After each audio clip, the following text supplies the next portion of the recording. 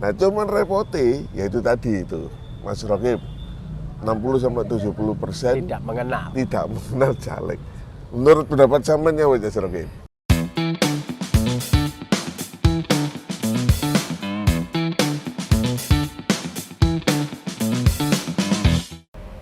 Assalamualaikum. Aku cari teko Bumi Miring. Aku saiki nang Bubutan, Cak. Kawatan 1,5. Iki lho aku duwe pikiran kok ngeluh iki, Cak. Loh. Apa kok ngeluh? Lah apa ono caleg gak dikenal, Cak? Hah? Dia sampean niku wis terdaftar dari pemilih apa gak calon? Tolong, Cak. Apa tambah gak ngeluh, Cak? Lagi didaftarno. Lah winginane kan ono petugas sing daftar wis kedaftar apa gurung? Wes, tapi yo petugas yo golek-golek omong mumet-mumet, Cak. Ya apa? Tapi wis kedaftar. Tapi wis, Cak. Alhamdulillah aku yo Alhamdulillah, iya wis. Nah cuman iki engko tanggal 24 Februari tahun 2024 itu kan kok pemilu pertama. Iya, Cak. Iku pemilu legislatif. Iya. Milih calon legislatif. Lah apa? Nah, sampean tak takoni. Sampean calon pemilih. Sampean calon pemilih wis kenal karo calon. Gak kan mesti kenal, Cak. Masalah. Nemen nih sampean. Ya kenemenen, Cak. Kok iso iki lho. Ya piye ya? Iki, Pak. Kan yo ono sing kanca-kancane awake dhewe iku ya ono. Asline ono tapi Sakjane ono tapi sampean gurung kenal, dikenal kudune tambah iku. sing ke sasarane, Cak. Loh ya apa kudune iku sampean iku duwe kesadaran untuk terus mencari informasi apa Mestine ya kok ngene carane iku, Cak. kenal ngono lho karo calon Bener, legislatif bener, sampean. Ojo terus baru ngono cul-culan. Bener. Tapi namanya gak kenal temenan ngono iku sampean iku gak apa tetep milih apa gak maksudnya nyoblos mek partene tok ta ya milih, apa? Cak. Tapi ya gak kenal kok milih kucing dalam karung, Cak. Gak nyoblos partene tok.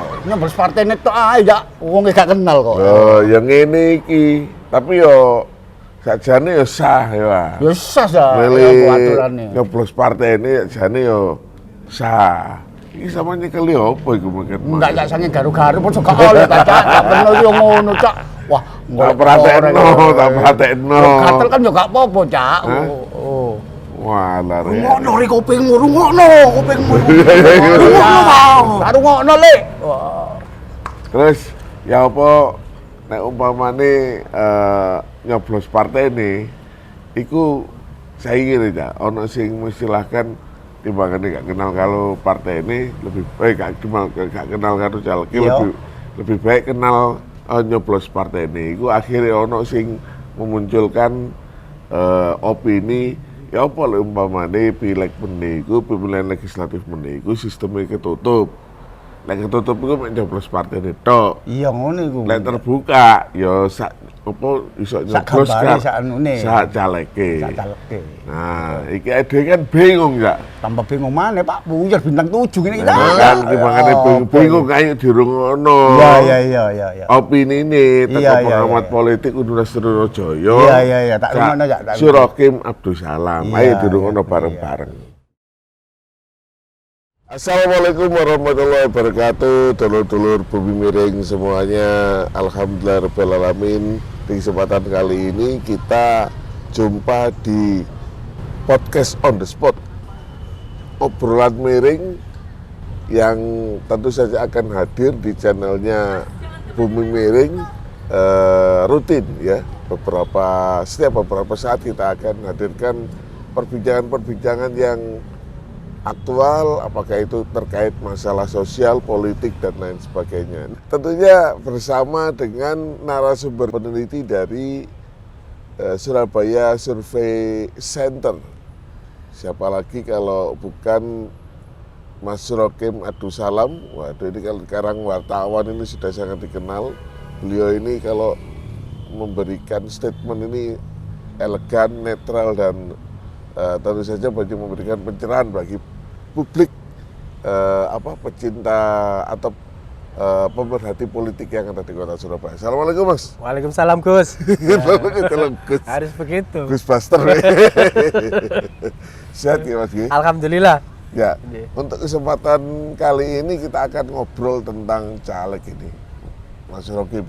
Soalnya kan kita kan tahu bahwa tahun 2019 kemarin atau bahkan pada awal tahun 2023 kemarin, ini banyak lembaga survei yang mengatakan bahwa sekitar 60 sampai 70% calon pemilih ini tidak mengenal caleg.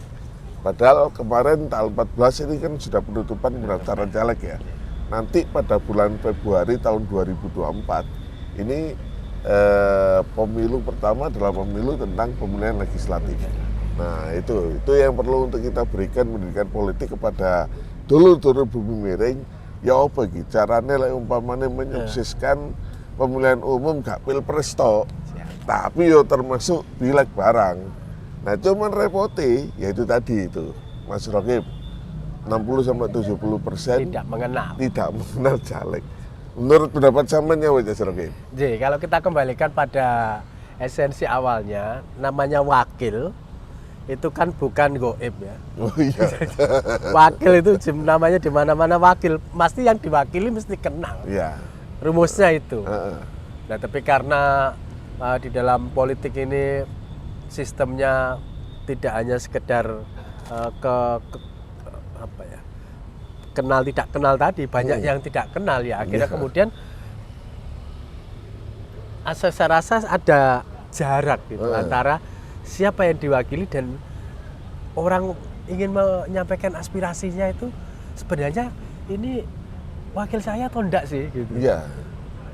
Bahkan dalam konteks di mana parlemen itu difasilitasi untuk ketemu, faktanya juga baru mau ketemu menjelang pemilu saja kan. Oke. Nah itu, jadi ini sebenarnya problem. Karena dalam pikiran saya yang namanya antara yang diwakili dan yang terwakili, yang memberikan kepercayaan itu mestinya ada proximity, ada kedekatan. Bahwa kalau saya nanti menyampaikan aspirasi ya lewat wakil saya ini. Ya. Gitu. Jadi faktanya memang tidak mulus seperti itu karena apalagi anggota DPR yang meliputi 3-4 kabupaten. Iya. Jadi potensi untuk tidak dikenal, apalagi caleg-caleg baru selalu besar. Termasuk mereka yang kemudian baru memulai untuk kompetisi di level parlemen di provinsi. Itu kan biasanya meliputi 1 kabupaten juga 2 kabupaten dan juga besar gitu. Jadi saya kira mengatasi hal seperti itu semestinya caleg yang harus punya kesadaran terlebih dahulu. Jangan terlalu berharap bahwa voters akan kemudian bisa dituntut banyak hal.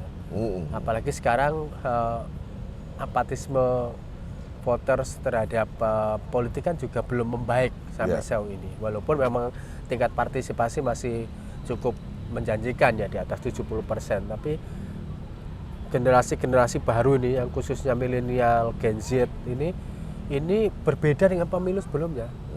Kalau pemilu sebelumnya mungkin orang akan enjoy saja gitu, Allah dengan cara cepat tadi, instan cara-cara instan. Sekarang di 2024 saya kira beda konteks dan akan beda cara juga. Sehingga menurut saya berhati-hati bagi siapa saja yang hari ini memberanikan diri untuk mencalonkan diri menjadi calon legislatif, karena rumus utama itu adalah membersamai. Jadi tidak ada jurus dalam politik yang bisa mengalahkan begini. Tepuk bahu itu paling kuat gitu. Nah, memang faktanya orang tidak bisa kenal satu persatu. Tidak mungkin presiden itu bisa menepuk bahu setiap orang begini dengan voter 270 juta. Atau mungkin anggota legislatif bisa di atas 100.000, 200.000, saya kira juga punya keterbatasan. Sehingga kemudian berlakulah namanya citra udara. Oh iya. Gitu, citra udara harus bagus, tapi citra darat juga operasi di darat juga harus citra bagus. udara itu undang-undang medsos ya. Betul, termasuk di media, citra di muka publik melalui ini. Jadi gabungan antara bagaimana menjaga citra di media yang saya sebut sebagai citra udara tadi dengan silaturahim darat, bertemu langsung, bertatap muka langsung. Ya. Itu saya yang kira darat ya. yang akan menjadi gabungan efektivitas itu, sehingga hanya caleg-caleg yang mungkin punya ekstra usaha saja yang bisa kuat untuk operasi darat, bertemu muka atau kemudian bertemu dengan votersnya, digabung dengan citra udara yang bagus gitu ya. Jadi partai politik kadang-kadang kita ini repot.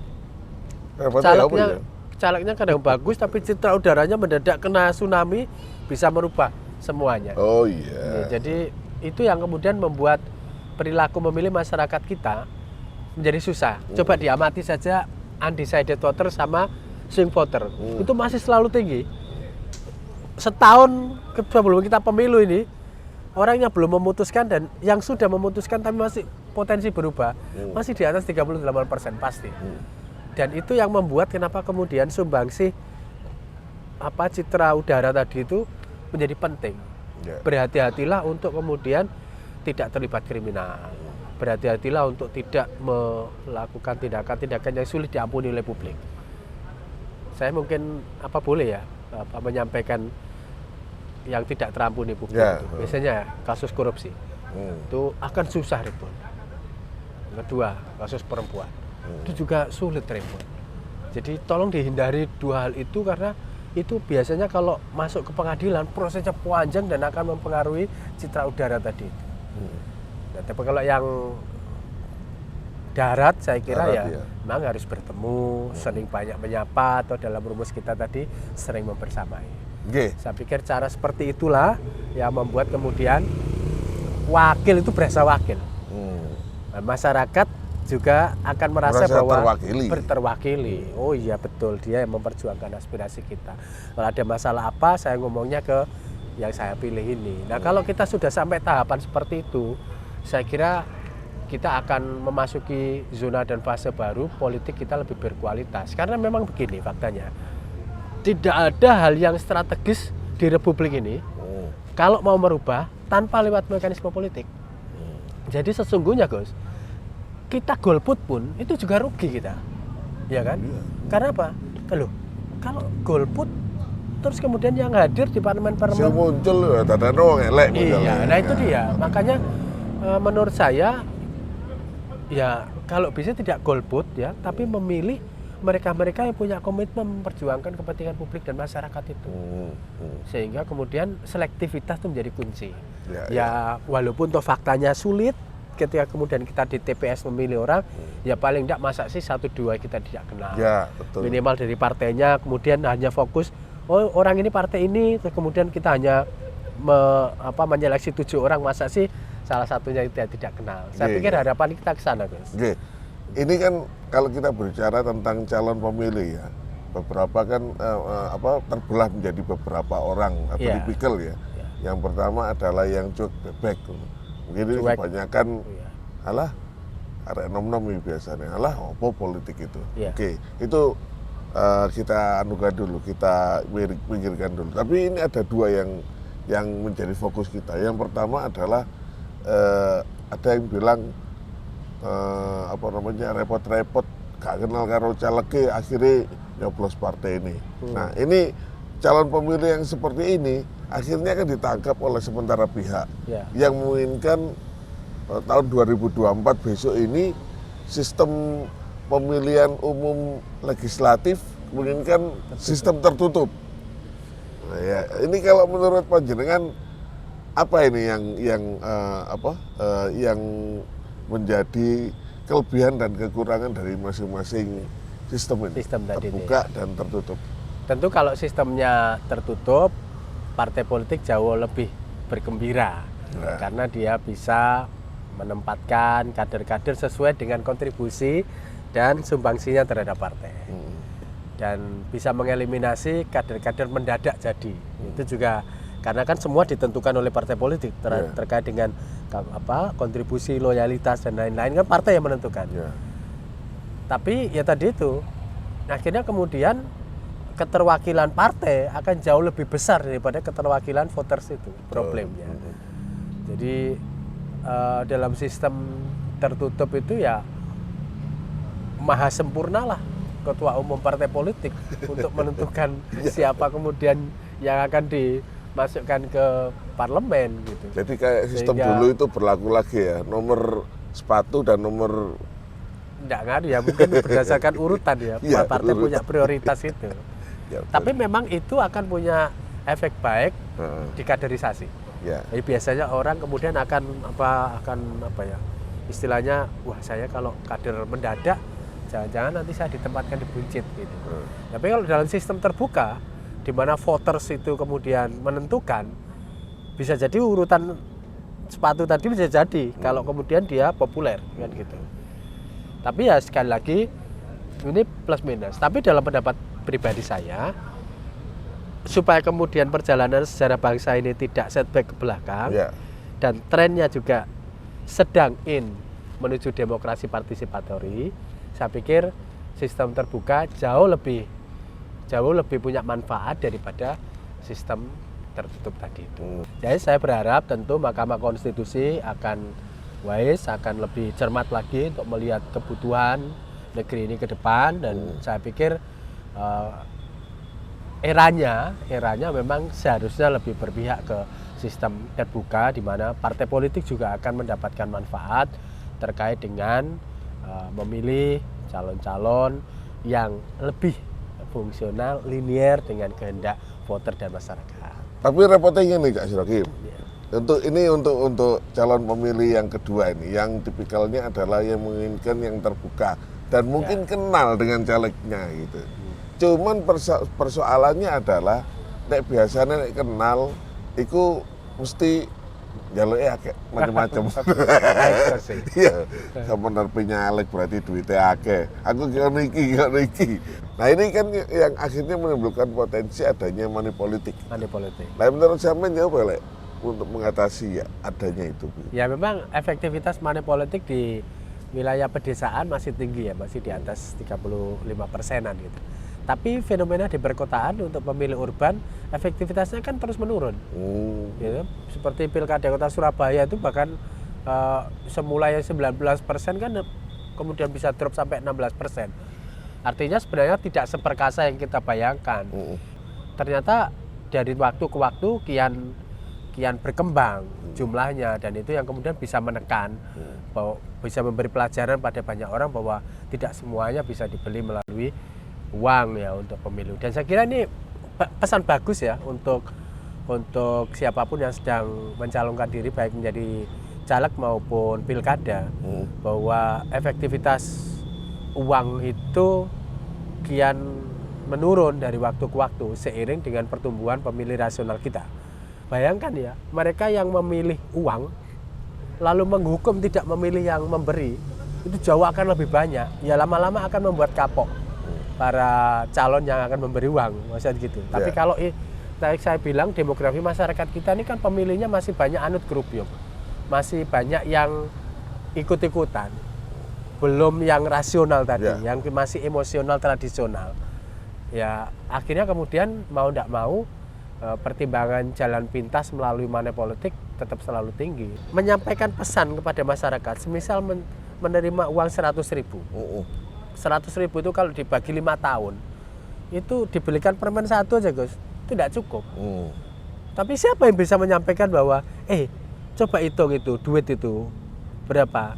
100.000 taruhlah dibagi 5 tahun. 360 hari kali 5 tahun, itu ketemu berapa? Tidak sampai Rp1, akhirnya kan begitu. Gambaran itu yang mestinya menurut pendapat saya, penyelenggara KPU tidak boleh untuk menyosialisasikan kepada masyarakat bahwa sejuta kalau dibagi setahun aja baru ketemu berapa Gus? Sejuta dibagi setahun itu kan ya masih 80 ribuan, 80 ribu kali dibagi 5 tahun tadi, ketemu berapa ya? Walaupun itu sejuta loh. Jadi kecil juga akhirnya kalau ketemu 5 tahun. Nah, apakah semurah itu suara yang kemudian kita kompensasikan? Tapi masyarakat kan, aku lagi butuh duit ya sekarang. Kita diberi uang 100.000 atau sejuta, faktanya memang sangat kecil untuk suara kita. Itu terakhir, ini yang kelihatannya juga perlu untuk para pelaku atau teman-teman yang akan mencalonkan diri menjadi legislator ya. Ini kiat-kiat apa yang sekiranya bisa efektif untuk membangun kepercayaan publik begitu? Dan- Nomor satu saya kira trusted itu ya. Ketika masyarakat diminta kriteria calon wakil dan calon pemimpin apa yang layak untuk dipilih, memang faktor kejujuran itu, trusted itu, kepercayaan itu menduduki ranking 1 dan ranking 2. Setelah itu baru kemudian pertimbangan-pertimbangan kapasitas, kapabilitas, track record dan lain-lain. Tapi kepercayaan, hingga saya jadi ingat yang dikatakan Rasulullah itu, ya, jangan pernah beranjak dari prinsip sidik amanat tabligh fatona. Nun sewu ya, kadang-kadang juga tidak berkah. Mereka yang menjadi anggota parlemen ketika mencari jalan pintas dengan money politics pun faktanya juga banyak yang ditangkap oleh KPK. Nah, saya kira ini mestinya menjadi pelajaran ya bagi teman-teman yang sedang mencalonkan diri. Ini butuh komitmen bersama. Bahwa menjadi anggota parlemen itu tentu saja bukan soal urusan gagah-gagahan untuk mendapatkan materi sebanyak-banyaknya, bukan semata-mata untuk kepentingan pribadi maupun partai politik tadi itu. Sehingga ya sebenarnya kata-kata filosof ketika loyalitas saya menjadi pejabat publik itu berhenti, berganti pada loyalitas pada pemilih dan publik tadi, saya kira penting untuk terus kita lulukan. Karena dengan cara seperti itulah menurut saya parlemen ini bisa diperbaiki. Citra politik ini bisa kita apa ya istilahnya perbaiki dari waktu ke waktu. Bahwa yang namanya politisi busuk mesti selalu ada. Tapi kalau kemudian orang punya integritas yang kuat, rasa-rasanya masa harus kalah melawan politisi-politisi kotor atau politisi. Saya kok selalu meyakini bahwa politisi-politisi baik akan selalu lebih banyak daripada yang begitu itu. Dan pasti masih ada ya? Pasti Gus.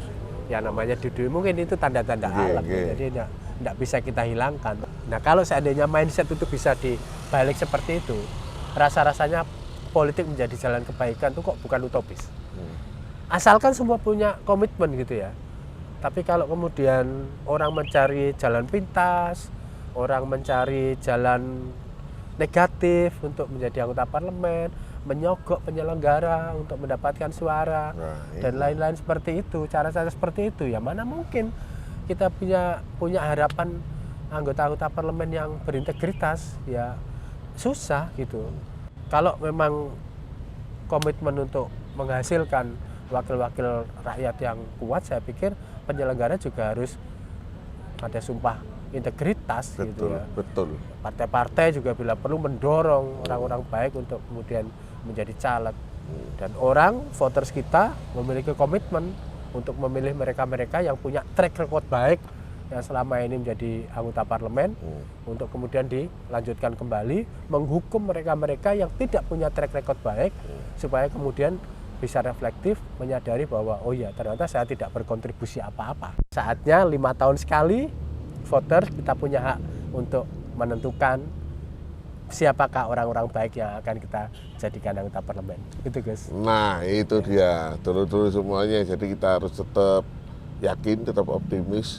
Nek awake dhewe iki pasti bakal nemu orang-orang yang kita bakal percayai untuk duduk di lembaga legislatif di parlemen begitu. Ojo apatis dhisik. Dhewe apatis apa maneh engko pemilu tahun 2024 golput, wah rugi. Jangan sampai. Itu aja dulur. Bersama dengan narasumber kita, pengamat politik dari Universitas Trunojoyo Madura dari UTM, yaitu Mas Surokim Abdussalam, dan juga beliau ini merupakan peneliti dari Surabaya Survey Center. Matur suwun ngapunten ini wonten kata-kata keladuk dan lain sebagainya. Wallahul muwaffiq ila aqwamit thoriq. Assalamualaikum warahmatullahi wabarakatuh. Salam bumi miring. Salam maslaha bumi miring. Ya apa? Wis tercerahkan ambek penjelasan teko pengamat politik. Alhamdulillah Cak, mau maring ngrungokno pengamat sing teko Madura Cak Abdus Somad iki mau Cak. Rada terceriakan Pak. Abdussalam. Oh Abdus Salam tak. Salah, salah, Abdus Salam ya. Ya, Oh, Cak iya, iya, Surakim iya. Abdussalam. Iya, oke Cak. Nah, iku kan seenggak-enggaknya ada yang duwe kesadaran. Bener Cak. Nek bener, Cak. umpamane sistemnya terbuka, itu kan dhewe duwe kewajiban ya apa carane kenal karo Caleke. caleg awake dhewe. Terus sampai pemilih kok gak kenal karo calegke. Kalau meci kucing dam kareng Cak ya. Lah iya. Bener. Kalau umpamane kenal karo calegke sampean kan iso njaluk opo ae, iso menyampaikan aspirasi Bener, Cak. sampean opo ae. Bener, Cak. Misalnya omah sampean sing berantakan Lah kok iki ngene kon aku cek kenal awakmu Pak Caleg. Omahku iki dadi Pak Caleg, gak sampe kok ngene kok omahku gak dadi gak kuliah semen. Iya ta? Wah kon iki opo sih tanggung jawab kon. Iya. Ngono Tapi ya, yo ya. tapi yo ngono. Butike buka ya karo.